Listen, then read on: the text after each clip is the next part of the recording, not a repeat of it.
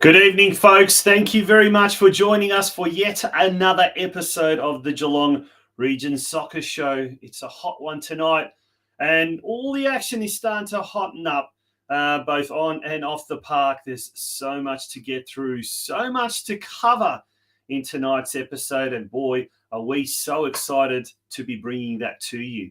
As I said, it is the Geelong Region Soccer Show. It's our 127th episode, would you believe? It's our 6th season, and boy, is it just becoming more and more and more. Monday night is becoming more and more just a regular feature of the week. Or we certainly hope that is the case, folks. Tonight it is thanks to Geelong Galvanising, who have sponsored tonight's episode. They have asked that the Geelong Rangers Soccer Club be featured as our club in focus. So tonight, on tonight's show, we've got a doozy of a show. We've got so much to cover, so much happening, and we've got some great guests coming on the show tonight. Oops, not that one. We've got the wrong slide. Our guest for tonight, Alan Muscat. He's the new head coach of the Geelong Rangers senior men's team, and they were in action over the weekend up at Myers Reserve, a scorching Myers Reserve, mind you, on Saturday afternoon.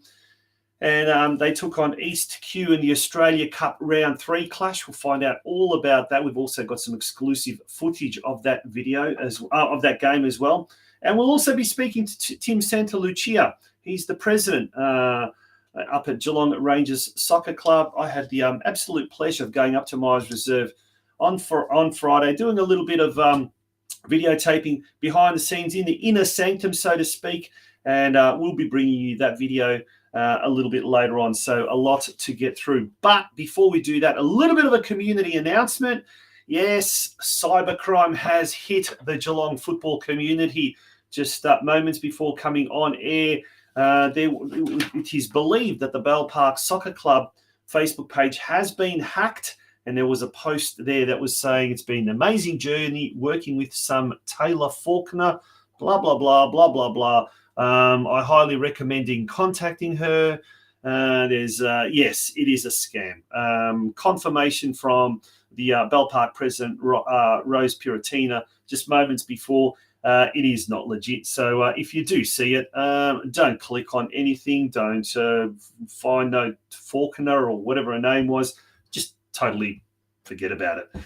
Not to worry. Folks, we're going to have a very, very short break before we get into the news desk, and it is but even though heat played havoc with the football on the weekend, there was a lot of games called off because of the extreme heat. There's still a lot of football action that was able to be that was able to go on. So we'll catch up with all of that in the news desk straight after this short commercial break. Fantastic service, food and coffee, well-stocked produce and groceries at very reasonable prices. 5 stars for the coffee served, beautifully made latte, everything you need in this wonderful little shop. Staff are always friendly and helpful, an absolute treasure to the community. These are just some of the glowing comments of praise by both regular and first-time customers of the iconic Birregurra General Store.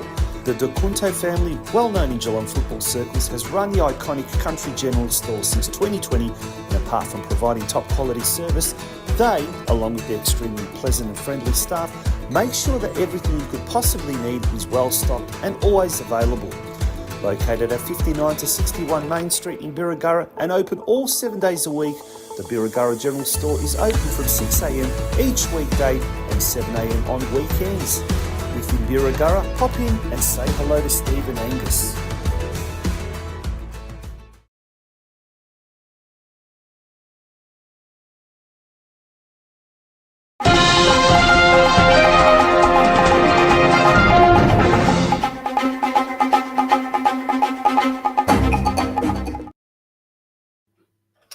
Welcome back to the Geelong Region Soccer Show. It's time for the news desk.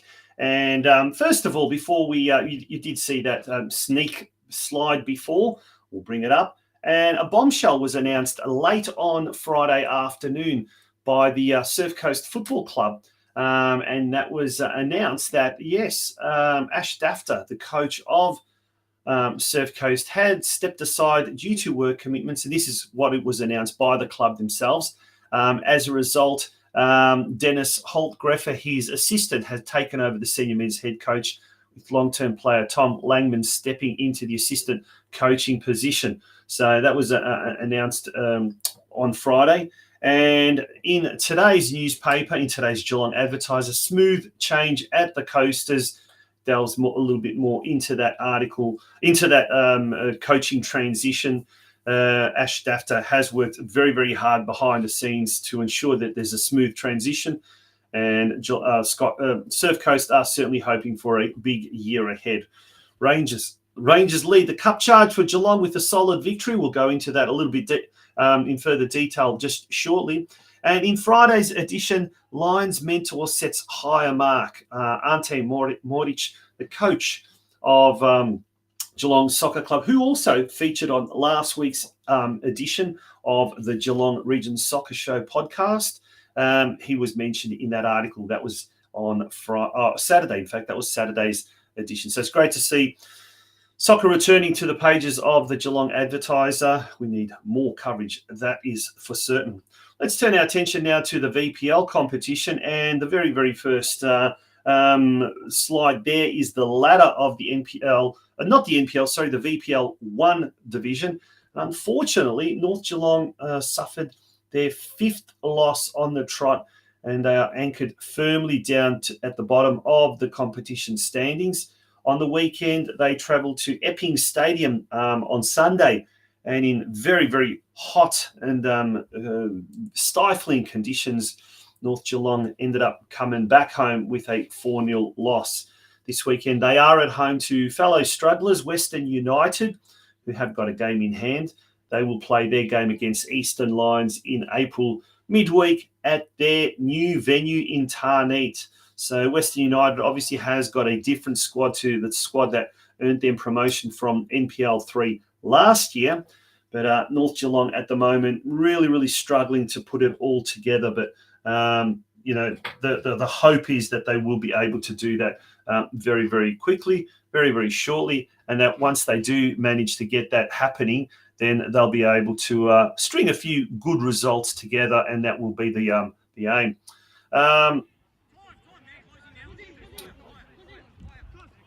Now we've got the Australia Cup that was played over the weekend. So our cameras were up at Myers Reserve, and Kai Williams, the former North Geelong player, scored in the 2nd minute. And boy, was that it was just, it's so quick that in the end we didn't even get the goal. It was scored, as we said, in the 2nd minute. In about the 75th minute, another North Geelong Warriors recruit, Hugo Leban, scored after coming off the bench and scoring with almost his first touch of the game. So great stuff there by young Leban. And we'll be talking to the coach of the Geelong Rangers a little bit later on. Alan Muscat made his debut in a competitive game on the weekend and a good win there against East Q. Unfortunately, Bell Park couldn't do the giant killing act against Strathmore Split on Friday night. A Nick Giorgio goal and an own goal in the first half kept the highly fancied State 1 side to a 3-2 lead, but the All Whites just capitulated in the second half and unfortunately came away with a 7-2 loss. But nonetheless, Michael Spazewski was quick to point out, coach of Bell Park, that it was a very good experience for his younger players to come up against such a polished unit as Strathmore was. On Saturday, Geelong Rangers, as we saw, 2-0 win. Kai Williams and Hugo Lebon scoring against East Q, either side of the halftime break, for a 2-0 win. And the Rangers now progress through to the fourth round. They will be joining North Geelong Warriors. Sebastopol Vikings, a State 3 outfit, they caused a bit of an upset, defeating our own Geelong Soccer Club 2-1. The only goal scored by Geelong was through, courtesy of Caleb Mikulich. And yesterday, the game between Riversdale and Corio Soccer Club, that was postponed due to extreme heat. And that game, well, probably will be replayed, dare I say, this coming weekend, because round 4 will be held over the Easter weekend coming up shortly in about 3 weeks' time. Moving along now to the JBNPL. We've also got a little bit of footage, I do believe, from the yesterday's game between, here we go. We'll just bring that up. And that was the under-15s game between Geelong and North Geelong at Stead Park. This game ended in a 7-0 win to the Warriors.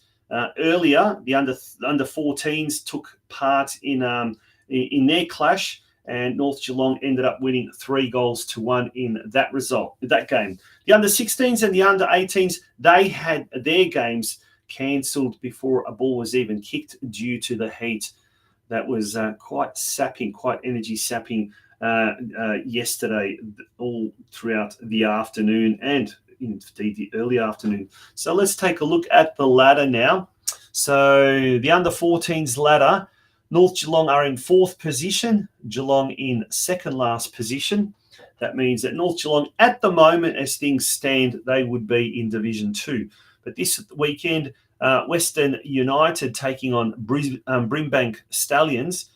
So you'd think that one or both of those teams will drop points.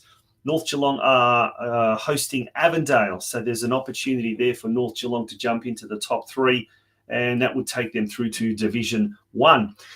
In the 15s, North Geelong are in 5th position, so that would ensure that they play in Division 2. And unfortunately, Geelong are at the bottom of the competition standings, and that means they would qualify automatically for Division 3. If we move over to the under-16s, as we said, these games weren't played, so they no doubt will be rescheduled at a later time. And it will be probably a midweek fixture, I'd say, between the near neighbours, North Geelong and Geelong. As things stand, North Geelong is in 6th position. Once again, Division 2 qualification. Geelong in 10th, they would be in Division 3. In the under-18s, well done to both of the Geelong teams. North Geelong in 2nd and Geelong in 3rd position. Now, if that was to stay until the end of round 11, we would basically have both those two teams playing in Division 1. That fingers crossed we can get those two under-18 teams playing in Division 1. That would be a great achievement. Let's moving over to the girls, the junior girls NPL competition. If we first of all look at the under-13s and the under-15s, well, Geelong Galaxy on the weekend, they had a bye in the under-13s competition, so they still remain in 4th spot. They don't have no qualification or a second phase. It's simply straight out home and away competition. The under-15s, they defeated the NTC under-14s 2-1. Congratulations to the Geelong Galaxy under-15s. They move into 4th position on the ladder. And well done. They beat the top side, so that's no mean feat. The goal scorers for Galaxy, Gemma Barand and Valentina Pudlia. A famous footballing surname that. And that's the under-15s. Well done to them. The under-17s, they didn't have as much luck. They went down to the NTC under-15s 1-8. A big loss there for the under-17 girls. The lone goal scorer for Geelong Galaxy was Hannah Bigmore. We move along to the Masters competition. The Masters, they had on the weekend, if I my notes here. Round 11 was played by the Masters. So they had, let's go through some of those results. Or before we do that, we'll actually bring that one up on screen, the results now. And there we go. So it was round 11. It was all played on Friday night. Last minute wrangling, organising, rushing around. Congratulations to FC Leopold and Talara United Football Club. They were the hosts because of the very, very hot weather that was being forecast for all of this week. The Masters Summer League organisers were able to move the competition to Friday night. And kudos to everyone involved with this competition. I mean, to get the word around very quickly and to basically drop everything and then organise your Friday night so you're playing and at least you've got the weekend off is absolutely brilliant. So we'll go through some of those scores. Blackman's Brewery defeated FC Leopold 5-2. That game was held at FC Leopold. Also at FC Leopold, Boca Masters defeated Brewery Colo 2-0. Then we had 4 games at Lara. The big shock of the round, Security Collective Sharks taking on the Rangers Masters, previously undefeated and at the top of the competition standings. Maybe they had a few players missing out after all. They lost 2-0 to the Sharks. Armstrong United defeated Valhalla Brewing 3-0. Bell Park Soccer Club, who are in second position and now have bridged the gap to Rangers. They defeated Drysdale 2-1. And Elephant and Castle and Grovedale Rovers basically had a 0-0 draw. Well, the official stance was that they enjoyed some beers, hung out, and agreed to draw 0-0 in super cool example of sportsmanship and pragmatism. Well done there to the Elephant and Castle and Grovedale Rovers crew. There's the ladder with just a couple of games to go. Rangers at the top with 27 points, followed by Bell Park with 25. Boca Masters on 21 and Blackman's Brewery on 20. Now, there is no final in this competition. It is purely first past the post. Now, in 2 weeks' time, Friday week from now, on the 22nd of March, Geelong Rangers Soccer Club will be hosting the final round on a Friday night.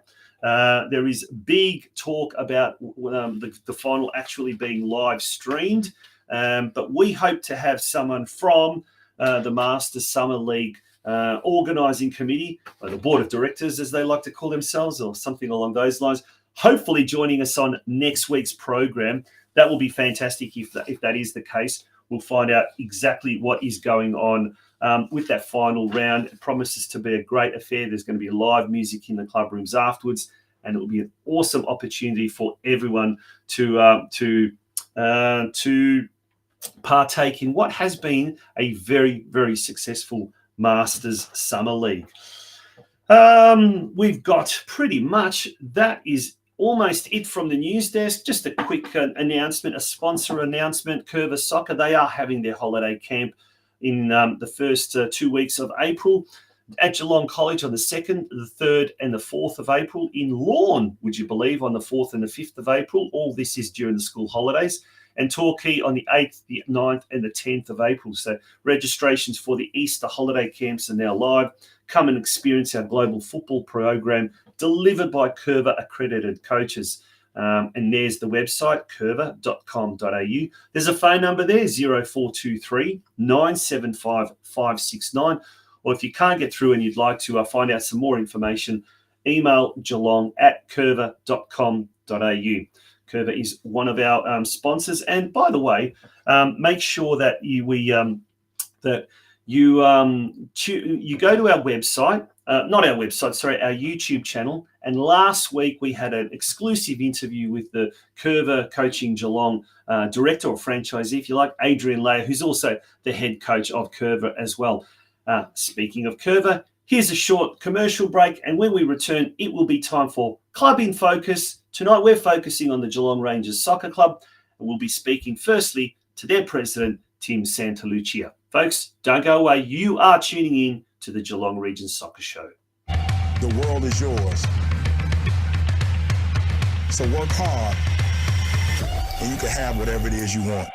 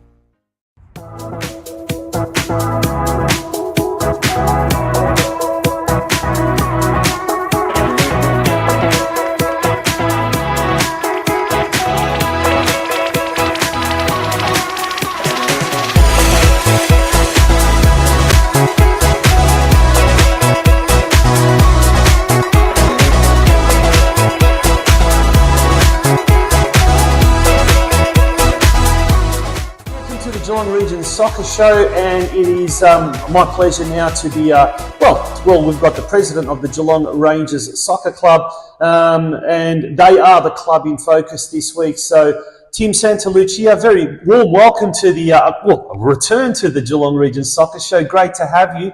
And we're in the dressing rooms, and how good does this look? I tell you what, this looks like something out of the EPL. But the players, the club officials and members, I guess, they're very lucky to have a pretty darn good facility up here at Myers Reserve from a player's point of view. Thank you, Tonchi. It's been quite an evolution anyway through different presidents and committees to get to this level with our facilities, other initiatives and improvements we've made out there as well. But we're still working on things. Let's talk about some of the personnel that have been attracted over the off-season and indeed retained. Let's talk about the senior team first of all. New coach, new technical director as well. Who's been appointed to the helm here at Myers Reserve? Right, so probably important to note that identifying Geelong Rangers as more of a development club, development of youth, is what prompted us to look at a different coach with wider experience. So Alan Muscat's our senior coach, and he's coached from State 5 to State 1, NPL 3 to NPL 1. So we thought that there's someone with a lifetime of experience, qualifications and abilities, and he interviewed well, and he's doing a fantastic job. Players love him. Our other coaches, assistant coaches, are loving him and the information, the knowledge that he has. Mm-hmm. In addition to that, we approached Vaughan Coveney, and to get a big fish, I guess you have to reel it in slowly. He is one of the biggest fish. Vaughan, again, comes with an extensive lifetime of experience in football, played for New Zealand, highest levels in Melbourne. Again, the players have responded very well to him. He can often be seen out there speaking to individuals, guiding the individuals, whether it's the reserves or the senior players, providing advice, and also to our assistant coaches. So we're looking at a change in coaching styles, focusing more on development of players, retention of those developed players, and he's been a fantastic addition as well. Well, Vaughan Coveney, ex-New Zealand international, who was a star in the old NSL, the National Soccer League. He's coached at Western United, at Essendon Royals, has got a strong Geelong connection, having coached for several years now at Geelong Grammar. I can speak personally, having worked with him in the past, the high calibre that is. But he's also got a son who's got risen to the National Youth League levels or National Junior levels. So he's been there, done that as a player, but also as a coach and also as a parent. So bundling that all up together, that's an incredible resource available to Rangers coaches and players. It is, and we can already see the results with our players, how they're developing attitudes and culture here at the club. It's all improved dramatically. But look, how can I put it? With every committee, with every president, there's an evolution at this club, and there's a period where that evolution or a distance that evolution can go, and then it's time for a new evolution and different priorities. And that's one of the reasons why Rangers has grown from strength to strength. Turning our attention to the women, the senior women, there's also been a big appointment here. And was there any connection there with the fact that the senior men's coach is his dad? We, of course, speak of Ryan Horrocks, who was many times a guest on this show last week, but he's the female technical director. Yes, Ryan's been appointed there. Again, it was more an approach about future concept, which may unravel in a couple of years' time for female football in the Geelong region, and Rangers providing him with the opportunity to apply that. So, but at the outset, we have to build up our female participation and our program before we can go that next step. We'll talk about female participation and indeed junior participation. Very exciting times ahead. We'll talk about that shortly, but let's talk about then the junior side of things. Someone who's a very, very well-known person, very well-known identity around Geelong football circles. He's been involved with the Rangers for the last few years. And I guess he's one of those that have been retained. And of course, I speak about our good friend Pete Bradley, who's the junior technical director. Pete is a very amazing individual, pretty understated, I think. But I think the way he has how can I say, bloomed Yep. in the last 6 months since the end of last season. He's had pretty free rein to do and apply his ideas, and the juniors have exploded as a result, responded well. When Pete started, I think we had one Metro team. We're now at least 4 or 5 junior boys Metro teams, and there's 2 or 3 of the girls Metro teams as well.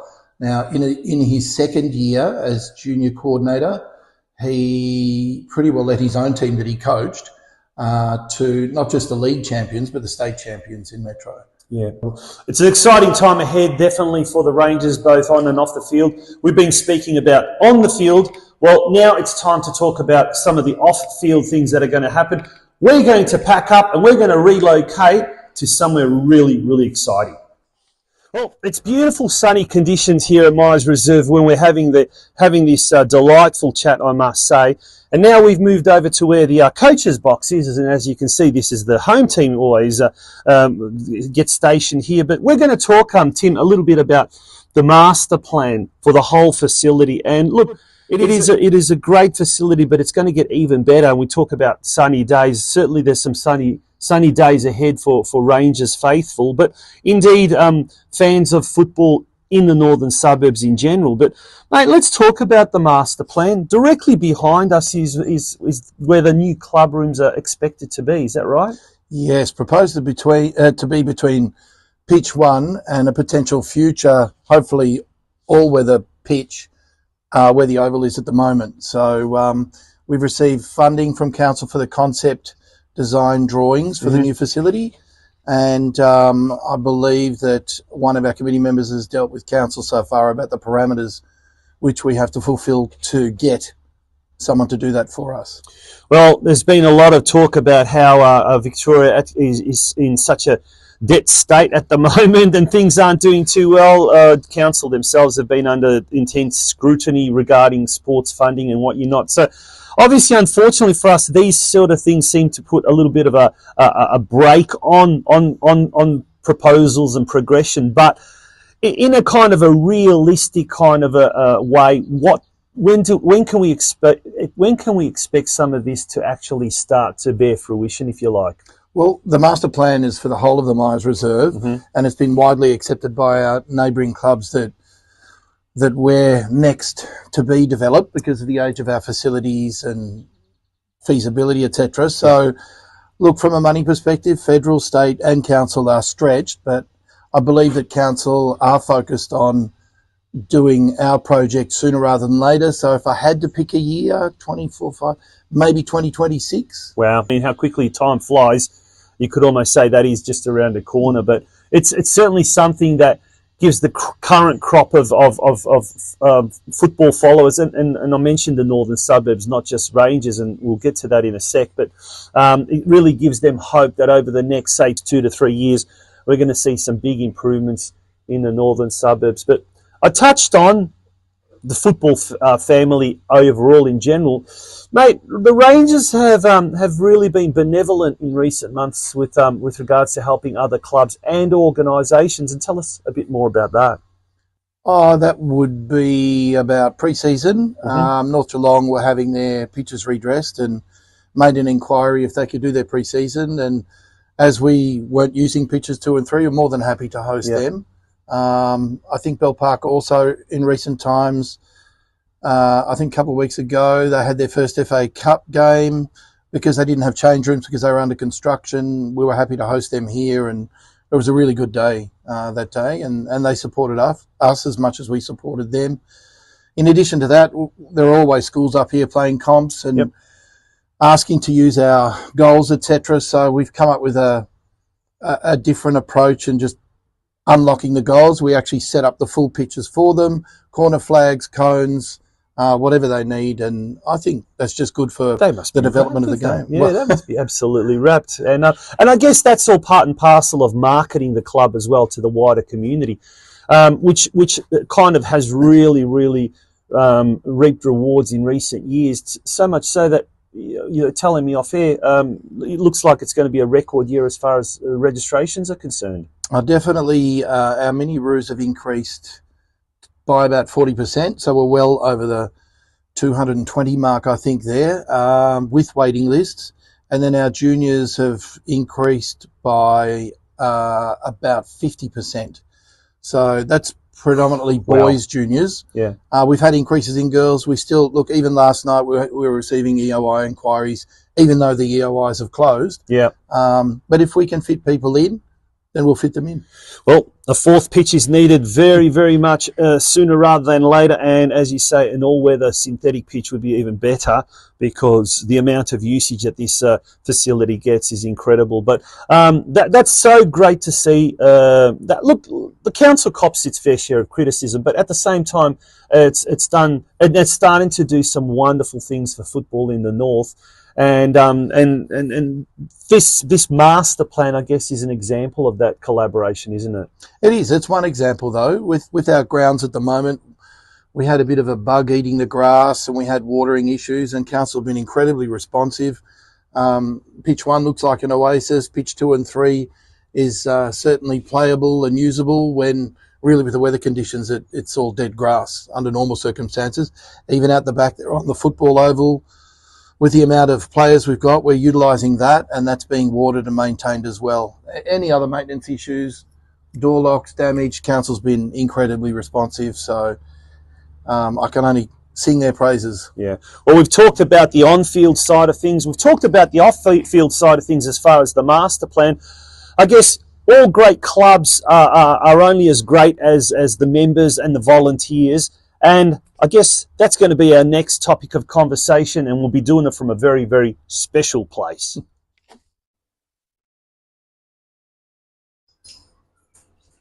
Now we've relocated to Lynn's Cafe, named after, well, everyone knows Lynn up here at Rangers. Who doesn't know? And if you've come here as a visitor, you've certainly probably more than likely than not been served by the lovely Lynn.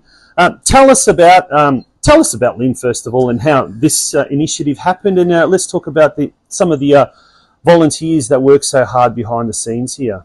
Well, when asked, I like to say that Lynn's been here for 200 years because Lynn told. because she has been here a very long time. In fact, she's even driven Steve Tillinger, our previous head coach, here as a junior, picked him up from home and brought him to training, and then obviously evolved to be a senior coach. Lynn's loved the club. Her son's played at the club. Her husband's been involved at the club. She's seen many volunteers come and go, and she's outlived them all in here. So she's an extremely important part of the club, as are all our volunteers, but she's certainly the standout. And some of the other people behind. I mean, the club is so rich in history, and it would be just amiss of us to start naming individuals one by one. There's been so many over the years, past presidents, life members, coaches and officials and what you're not. But like every club, the volunteers are the lifeblood of every club. And as we've spoken about how the Rangers family is growing quite rapidly to record numbers, you need more and more people, more and more volunteers. How are we going with regards to the number of volunteers and even the calibre of volunteers at Rangers? Well, traditionally in season, we would allocate 2 members from a team to help in the canteen. With very few exceptions, after that experience, they leave saying, let me know when you need me again. I loved it, had fun. Yeah. Play a bit of music. There's quite a bit of banter. There's quite a variety of things to do here too, and it's a great opportunity for different families to meet other families in their team and other teams.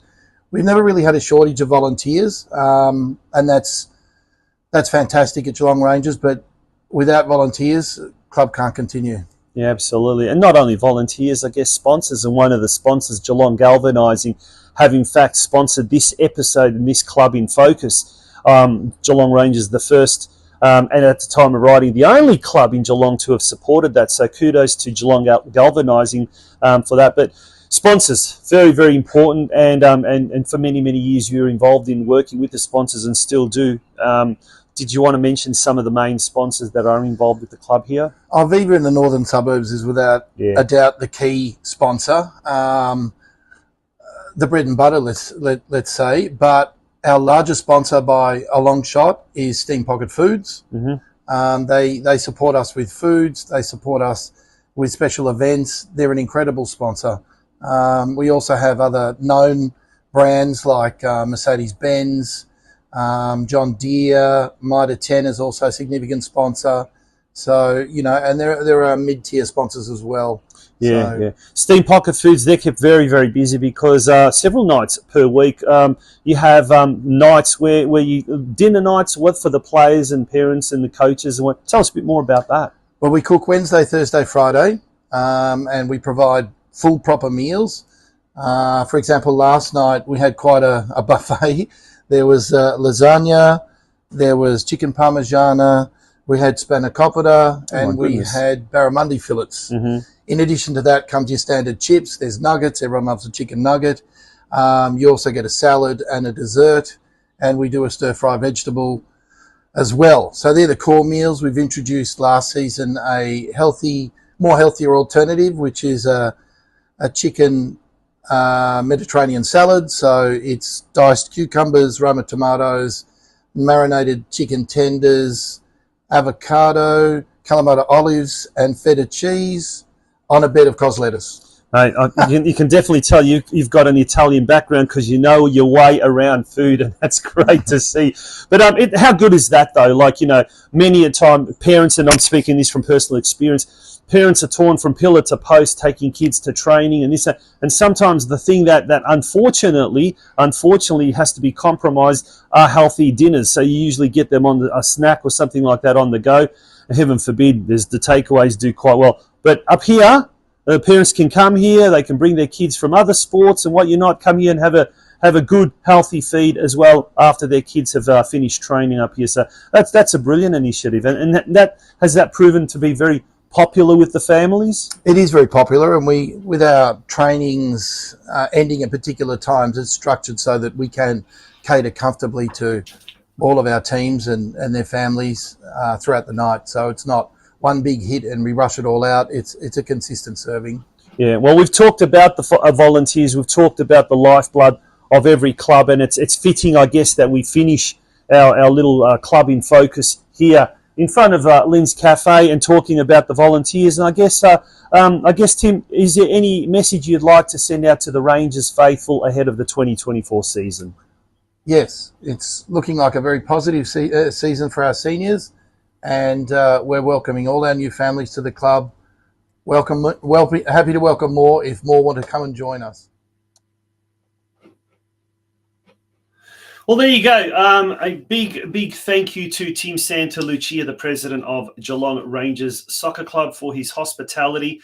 Seamus as well. Everyone knows Seamus. He was there Friday afternoon mowing the grass and opening all the dressing rooms and everything for us. So big shout out to all those good folk at Geelong Rangers. And also when I was up there on Saturday, it was great to catch up with a lot of people there that I do know, and they are a welcoming club, and it's great to have Geelong Rangers as our club in focus for episode 2 tonight.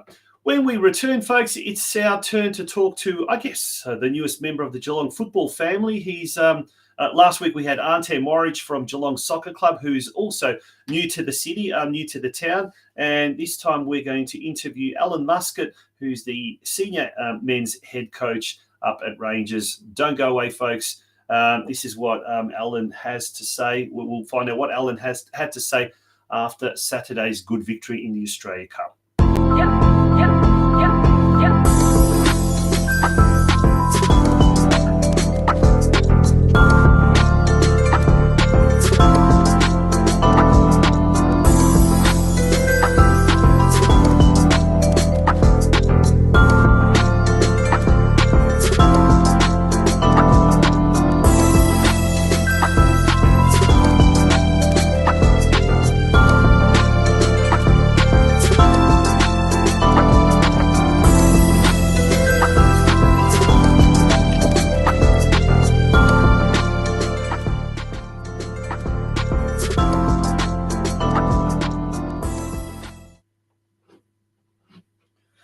Welcome on board also to Highland Turf Sales. They are our newest business advertising sponsor, so it's great to have them on board.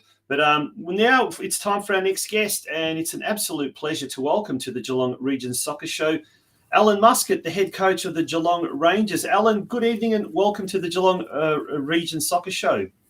Good evening, Tonch. Thanks for having me on, mate. It was lovely to hear Tim speak very well there about the football club. How good was that? And it was fantastic. Like, we were trying something different this year to go out and visit the clubs that feature in the Club in Focus segment. But, mate, those dressing rooms, I was gobsmacked. I walked in there and I go, hey, this can't be Belpost Hill. This is more like somewhere in England, the EPL or something like that. It's and plus all those little rooms. We didn't show all those little rooms. There's a whole maze of little rooms and hideaways and what you're not. It's actually quite fantastic facilities, isn't it, for state two?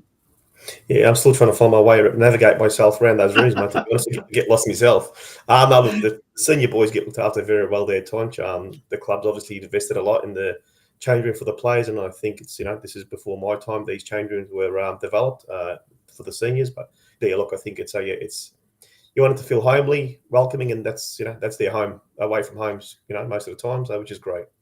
Well, I can't wait for the master plan to actually kick in, the new club rooms that are going to be built between pitch 1 and pitch 4.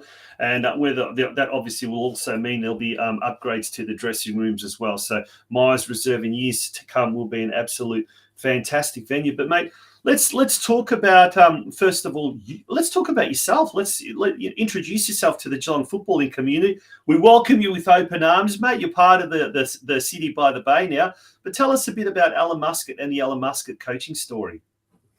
Yeah, look, Tonch, I'm probably it's my 12th, 13th year of a senior coach at the moment. My journey started about 12, 13 years ago down at Sydenham Park as an assistant coach when they were in State 2, State 3, along with Saj Bezhanovsky. Worked with him for a couple of years, and after 2 years, took over the reins there and guided the club to finish second in State 1 and top 4 or 5 year after. So that was my tenure there. After that, went down to Sunshine George Cross, or Caroline Springs George Cross, as they know now. Spent a couple of years there working with Tony Chunter and Vaughan Coveney down there for a couple of years. And when they moved to the new facility, obviously I moved on from there and spent the last probably 4 or 5 years working at Altona Football Club. Took the reins over there when they were in State 4 and had some success there with the club, got them a couple of promotions, and State 2 unfortunately got relegated last year, but it's been a very good, enjoyable 4 or 5 years there, and took a break halfway through the year last year. Obviously things aren't working out the way I wanted them to, so decided to move on and took a break, and that's sort of how Geelong came up this year. Sort of spoken to a few people, obviously Vaughan Coveney, who you spoke about earlier, employed by the football club as a technical advisor, and sort of Vaughan approached me to have a chat to the football club and see what their journey was about. And met Tim and his board and a few other external people. And that's rest is history sort of thing, to be honest. Yeah, it's a fascinating series of events that eventually led to your appointment at the Rangers. But let's talk about I guess there's footage there from Saturday's game, and I guess this was your debut, wasn't it? I mean, there's been the Geelong Community Cup, there's been a couple of practice matches, but this was really the first main competitive outlet. And look, there's a lot of new players, a lot of young players that have come to the club from other clubs, players that had been brought up at Rangers that have come back now. Very, very exciting. You must be pretty thrilled with that first win up, or are you, or were you? Yeah, look, Tonch, obviously you were there yourself, mate. So, look, I mean, it was very trying conditions, man. I probably got a lot of sunburn from Saturday still, mate, to be honest, 2 days later. Still trying to recover. Look, for us, it was a good opportunity to, showcase what we've put in the hard work over the last 7-8 weeks. I mean, our journey started back in, middle of November. Obviously, recruiting players and, retaining the majority of the playing squad was probably the most important thing for me. They've got a lot of good young kids and a lot of senior boys. It was very important for us to retain the players that we've kept, and obviously bring in new players that, they're going to complement the squad that we had, mindful of the club's, the way the club culture is and so forth. And that's something I didn't want to go away from. So it was very important to me to bring the right people to the football club. And I think, look, so far, we've had a very good pre-season, very productive. Obviously, on and off the park, it's been good. The culture that we've tried to create and tried to implement with the playing structure and the our philosophy of football, the way we want to play the game. The boys have bought into it, and look, like I said, it's been a pleasure for me to be there. And look, Saturday, as I said, probably wasn't the best game to watch, Park, but I think the boys put in a good shift in the trying conditions. And look, they're a very good outfit, ESQ, for a State 5 team. They come here with a very good game plan, and they executed it very well. Found it hard to break them down, but look, these are all learnings from the lads and guys that come off the bench.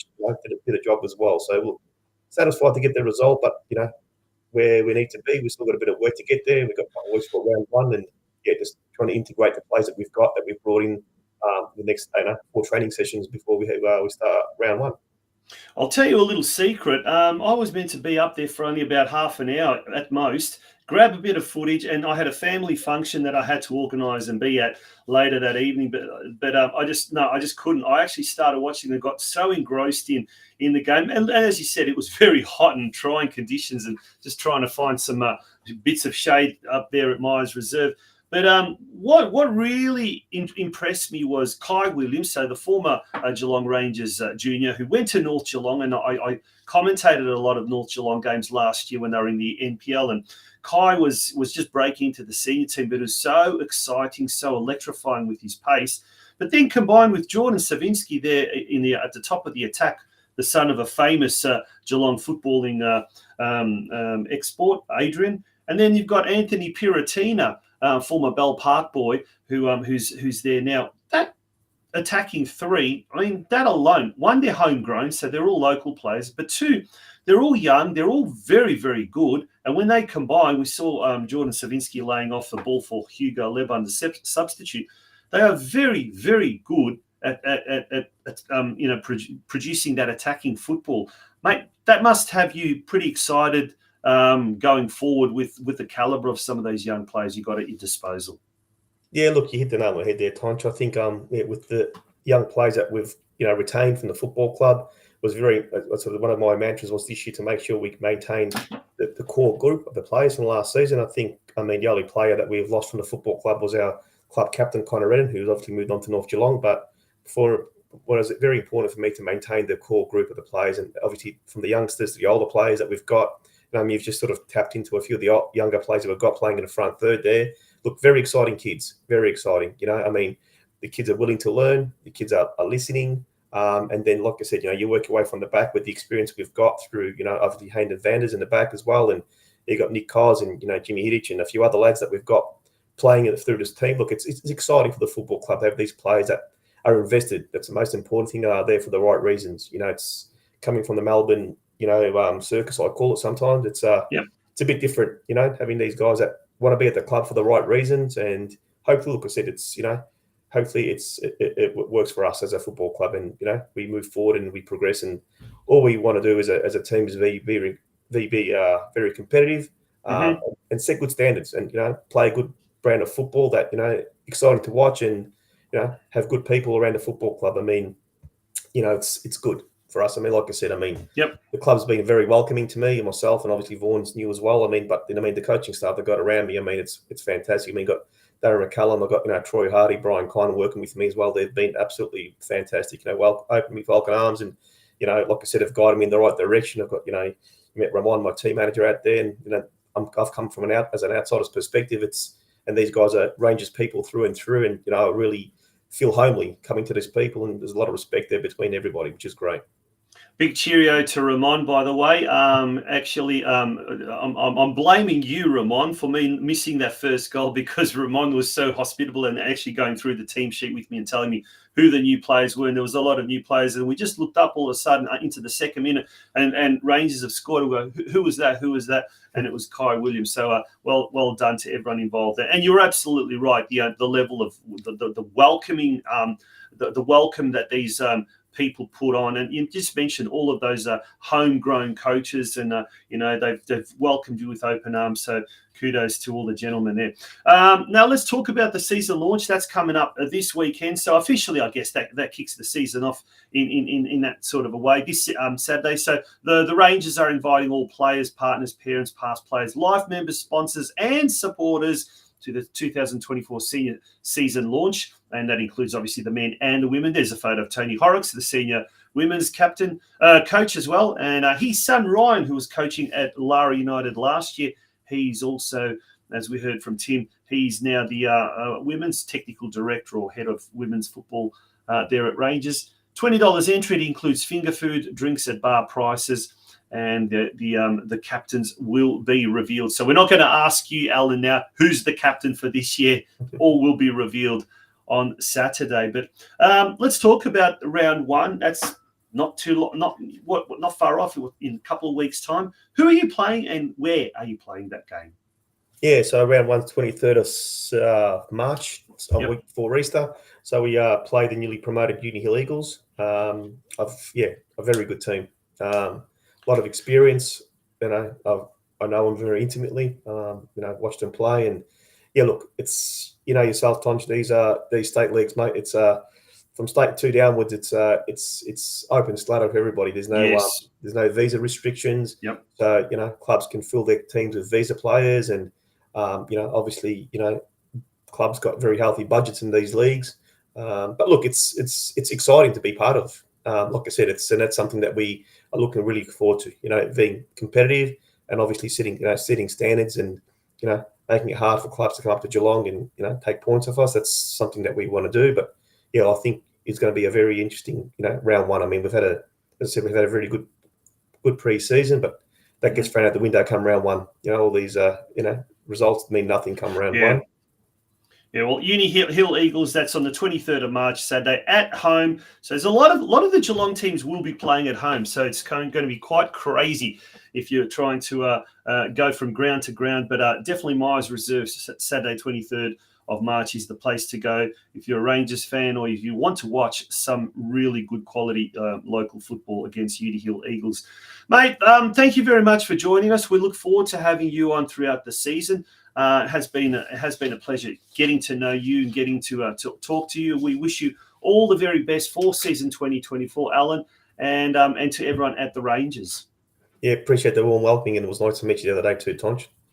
Yeah, great. It was, wasn't it? We've go back. We've had you on the Football Out West show, and it was as you mentioned about the state leagues. One of the things I really loved was getting to know some of the clubs, the lower division clubs that you don't really hear much about. And there's some really passionate people at all these clubs, and certainly Geelong Rangers is definitely no exception. So great to meet you in person, Alan. I look forward to watching more Rangers games this year. Thanks for your time, Tonch. Good on you. Alan Muscat, the head coach of the Geelong Rangers senior men's team. There's a lot of good things happening up at Rangers. And if your club would like to be featured in our Club in Focus segment, it's very easy. Send us an email, communitysportsmedia@gmail.com, or there's a phone number there, 0402 012 716, and we'd love to feature your club. Geelong Rangers, the only club in Geelong out of 18, 19 clubs that have supported this show in a tangible way, in a fundamental way. But I know there's been other clubs that have expressed interest. We want those clubs to commit as well, and I'm sure there will be a few announcements over the next coming weeks with regards to our next featured club, and one in particular I'm quite excited about what is happening in a couple of months' time. Folks, thank you very much for being a part of this week's show. Next week, we hope to have someone from the Masters Summer League, and we also hope to have a few more other guests as well. But drop us a line, pop it in the comments section. Do you like this new format that we're exercising this year? Or, did you prefer what we had last year? And if you're not sure what we had last year, go onto our YouTube channel. All of our past episodes, past interviews, past features are all there archived for you to enjoy on days like today when it's so hot, too hot to go outside. It's better to stay indoors. Thank you very much once again, and we'll have your company next Monday night for episode 128 of the Geelong Region Soccer Show. Good night.